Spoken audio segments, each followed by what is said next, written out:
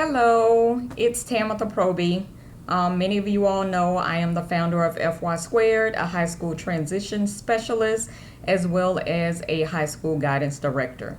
So today's topic is my 2 cents on student loans.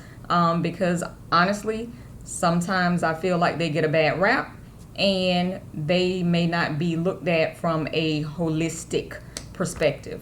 So I'm going to start with this disclaimer. This is my opinion. There is no right or wrong. Students and families definitely have to do what they feel is best for them.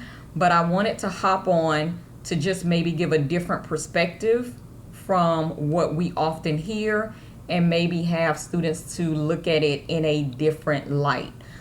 So I welcome opposing views, constructive criticism, but again, this is just my opinion. Please do not come back later and say you listened to Miss Proby and now you are $60,000 in student loan debt. That is not what I'm saying. All right, so here we go. My 2 cents on student loans. First, let's talk about what a student loan is. To make things very simple, student loans is money that you can get for educational expenses that you have to pay back. And there is an interest rate that is tied to that money. There are different types of loans. There are subsidized and unsubsidized. I won't get into that. Maybe that'll be a later video. However, that is pretty much what student loans are in a nutshell.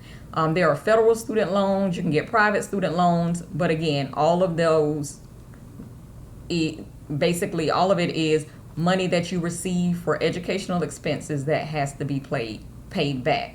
And because it has to be paid back, I hear often, I've worked with seniors for 6 years, constantly, I don't want student loans. I'm not getting student loans. There is this perception that student loans need to be avoided like the plague.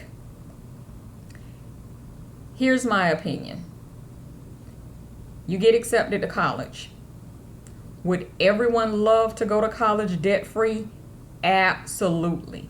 Should you do everything in your power to take the steps and put yourself in a position where you're going to college debt-free? Absolutely. So loans should not be your first option. Apply for scholarships, apply for grants, apply for different types of scholarships. Whether those are scholarships throughout your state. I'm in Florida, so they have Bright Futures. Look at the requirements. Make sure you're setting yourself up to be eligible. If the financial institution that you are, the institution that you are attending, they could have scholarships that you can apply for. Look at what the requirements are. There are private scholarships. Any steps that you can take to attend college debt-free, those are definitely things that you should be doing. But here's the reality of it. Most students don't attend college debt-free. Is that the goal? Is that what we would desire? Absolutely. Unfortunately, it does not happen for most of us. So now, where does that leave you? Maybe mommy and daddy have a college fund for you. That would be excellent. But if not, now you have a decision to make. And my 2 cents is student loans are not all bad. What is bad, and the way I feel that individuals get in trouble, is when they are applying for student loans and you are not financially responsible. And that's a hard call because there aren't many 18, 19, 20-year-olds that are financially responsible. Heck, I wasn't financially responsible at that age. I also find that student loans is really the one area where you can apply for a loan and get more than you need. Think about it. When you apply for a car loan, if that car is $10,000, the bank is going to give you $10,000. You apply for a mortgage. That house costs $150,000. The bank is going to give you $150,000. Student loans, you need $2,000. You may be able to get $5,000, $6,000. Guess what most people do? Get $5,000 or $6,000. So you may have only needed $8,000 to attend school over the 4 years because you were short $2,000 every year. But instead of getting an $8,000 loan, you took the max, which was $5,000, and now you're walking away with a $20,000 loan. I want people to look at it from a different perspective and not to say that this is what you should do. However, if you are majoring in, let's say, computer science, you get a 4-year degree in computer science. The average graduate graduating with a degree in computer science lands a job making $60,000 to $70,000 a year. That's starting straight out of college, $60,000, $70,000 a year.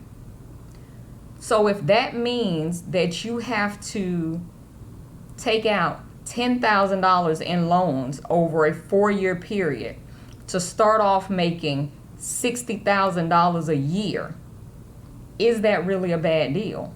Because again, if you're financially responsible and you don't graduate from college and get your first job making $60,000 to $70,000 a year and go out and try to buy the penthouse apartment or the luxury car or take a bunch of trips, you can have that loan paid off in a year.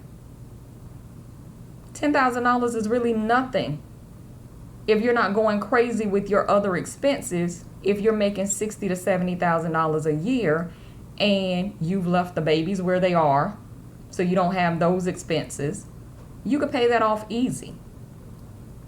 And now, 2 years later, 3 years later, 4 years later, 10 years later, you still have your salary that will be increasing, and the loan is paid off.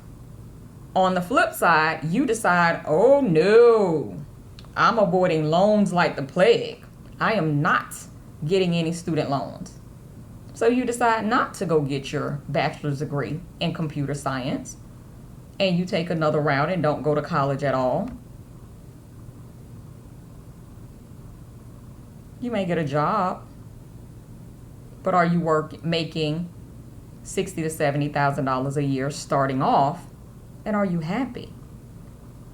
So again, this is just my 2 cents on students' loans, a way for you to look at it from a different perspective.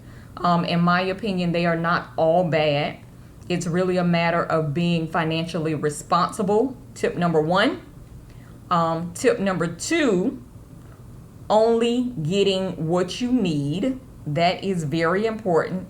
And tip number 3, setting up a plan so that you are paying those loans back within 2 years of you graduating from college.